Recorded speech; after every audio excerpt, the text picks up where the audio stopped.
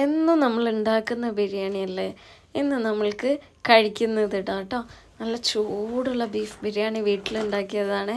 അപ്പോൾ ഒന്നും നോക്കണ്ട, നമുക്ക് ദമ്മ് പൊട്ടിക്കാം കേട്ടോ.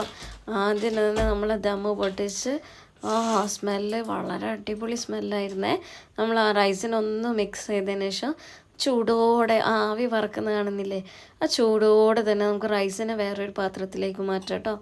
എന്നിട്ട് റൈസെല്ലാം മാറ്റിയതിന് ശേഷം നമുക്ക് ആ മസാല, ഈ റൈസിന് കളറ് കൂട്ടാൻ വേണ്ടി നമ്മൾ ഇച്ചിരി മസാലയും കൂടെ അടിയിൽ നിന്ന് ആഡ് ഓൺ ചെയ്യുക. എന്നിട്ട് മുകളിലുള്ള ചോറൊക്കെ നമ്മൾ കോരി കോരി എടുക്കണം കേട്ടോ. എന്നിട്ട് അടിയിലത്തെ മിക്സ് ചെയ്തൊരു തട്ടിക്കൂട്ട് ബിരിയാണിയാണ്, പക്ഷെ ടേസ്റ്റ് ഒരു രക്ഷയില്ല കേട്ടോ. അങ്ങനെ നമ്മൾ ഈ മസാലയും കൂടെ കൂട്ടിയിട്ട് വേണം കേട്ടോ റൈസിനെ മിക്സ് ചെയ്യാൻ. അപ്പം ഇച്ചിരി ഒന്ന് കരിഞ്ഞിട്ടുണ്ട് കേട്ടോ. അത് നമ്മൾ വിഷയമാക്കണ്ട, എന്താ വെച്ചാൽ ബിരിയാണി അത്രക്ക് നല്ല അടിപൊളി ടേസ്റ്റ് ആയിരുന്നേ. അങ്ങനെ നമ്മുടെ ബിരിയാണിയൊക്കെ നല്ല മസാലയായിട്ട് മിക്സ് ചെയ്ത് എന്നിട്ട് നമുക്കിത് ഇനി പ്ലേറ്റിലേക്ക് വിളമ്പാം കേട്ടോ. അവ നല്ലൊരു പ്ലേറ്റ്സ് എടുത്തിട്ട് നല്ല 2 കോരി ബിരിയാണി നന്നായിട്ട്, അപ്പോൾ ഇതിൽ കായും ചോറും കൂടെ മിക്സ് ചെയ്തതാണ്, അപ്പോൾ നല്ല ടേസ്റ്റ് ഉണ്ടാവേ.